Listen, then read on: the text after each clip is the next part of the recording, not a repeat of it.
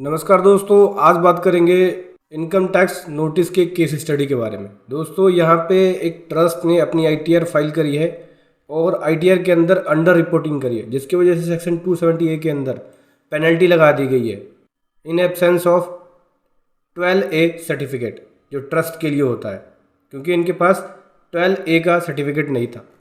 चलिए समझेंगे डिटेल में कि कैसे इन्होंने अपनी गलत आईटीआर फाइल करी और कैसे इन्होंने एग्जम्पशन क्लेम किया और कैसे यहाँ पे इनकम टैक्स डिपार्टमेंट ने पेनल्टी लगा दी है।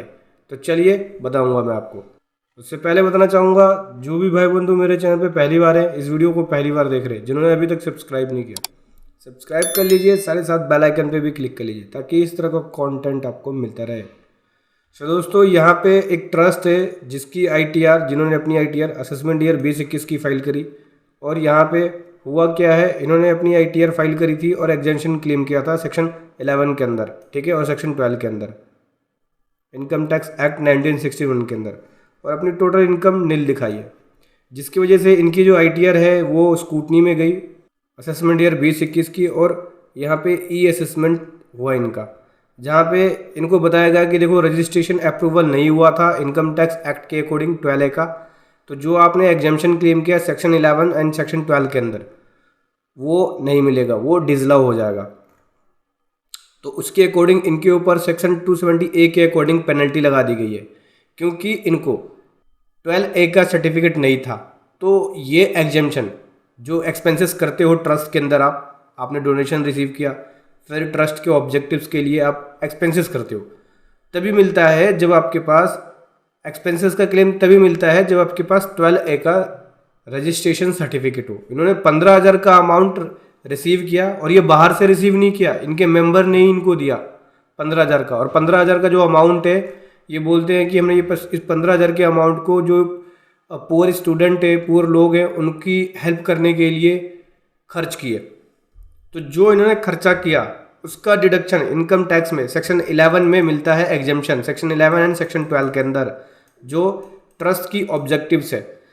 तो यहाँ पे डिपार्टमेंट ये बोल रही है कि देखो रजिस्ट्रेशन ग्रांट नहीं था आपको 12A का, तो रजिस्ट्रेशन नहीं मिलने की वजह से आपने जो खर्चा किया वो डिसअलाउ हो जाएगा।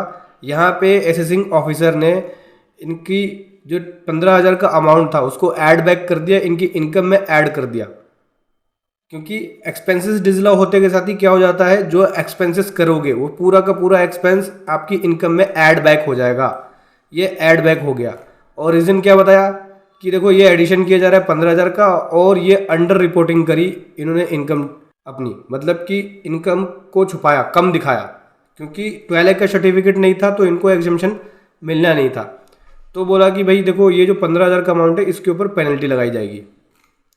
और इन्होंने जो पेनल्टी है पूरा कैलकुलेट करके दिया है कि देखो टोटल इनकम इन्होंने रिपोर्ट करी नील, लेकिन अंडर रिपोर्टिंग इनकम कितनी है, 15,000, ठीक है। अब इसके ऊपर अगर टैक्स निकाला जाए तो ये बनता है टैक्स 4680 15,000 के ऊपर, ठीक है, जो कि चार्जेबल नहीं है, ठीक है, ये चार्जेबल नहीं है। इसके ऊपर टैक्स के अमाउंट का 50% निकालते हैं पेनल्टी में, जो पेनल्टी निकलेगी वो टैक्स का अमाउंट का 50%, ठीक है। जो भी अंडर रिपोर्टिंग इनकम है उसका 50% जो टैक्स बना, जो टैक्स पेबल बना, उसका 50% पेनल्टी के रूप में लगेगा।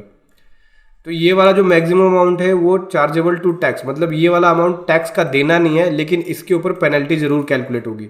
तो इसका 50% निकालोगे, इसका 50% निकालोगे 2340 रुपये पेनल्टी के रूप में देना पड़ेगा। तो यहाँ पे इनकम टैक्स डिपार्टमेंट ने 2340 रुपये की पेनल्टी लगा दी है अंडर रिपोर्टिंग ऑफ इनकम के वजह से। सेक्शन 270A के अकॉर्डिंग इनको ये पेनल्टी भरनी पड़ेगी, 2340 रुपये की ये अमाउंट जमा कराना पड़ेगा, क्योंकि इनका जो एक्सपेंसेस जो इन्होंने क्लेम किया था सेक्शन 11 सेक्शन 12 के अंदर जो एग्जम्पशन मिलता है वो नहीं मिलेगा, क्योंकि 12A का सर्टिफिकेट नहीं है। तो इससे हमें सीख क्या मिलती है, इससे सीख यही मिलती है कि जब भी आप ट्रस्ट, NGO, सोसाइटी की आप रिटर्न फाइल करें, ITR फाइल करें, अगर आपने ट्रस्ट, चैरिटेबल ट्रस्ट बना रखी है, तो उस केस में जब तक 12A का सर्टिफिकेट नहीं है एक्सपेंडिचर का क्लेम नहीं ले पाओगे, वो ऐड बैक हो जाएगा आपको इनकम में। सेक्शन 11 सेक्शन 12 के अंदर जो एक्सपेंडिचर का क्लेम होता है वो मिलता नहीं है। तो दोस्तों जब तक सेक्शन 12A का सर्टिफिकेट नहीं आ जाए तब तक आप ट्रस्ट के अंदर कोई डोनेशन रिसीव दिखाते हो और उसको क्या एक्सपेंस करते हो ट्रस्ट के अंदर, तो उस एक्सपेंस का बेनिफिट नहीं मिलना। और डोनेशन रिसीव दिखाते हो तो आपकी इनकम में बनेगा। हालांकि मैंने अपनी वीडियो के अंदर बताया हुआ है कि ट्रस्ट की ITR या NGO की ITR कैसे फाइल करनी है, जाके आप उस वीडियो को देख सकते हैं। वीडियो कैसी लगी ज़रूर बताएं। Thank you so much. जय हिंद, वंदे मातरम।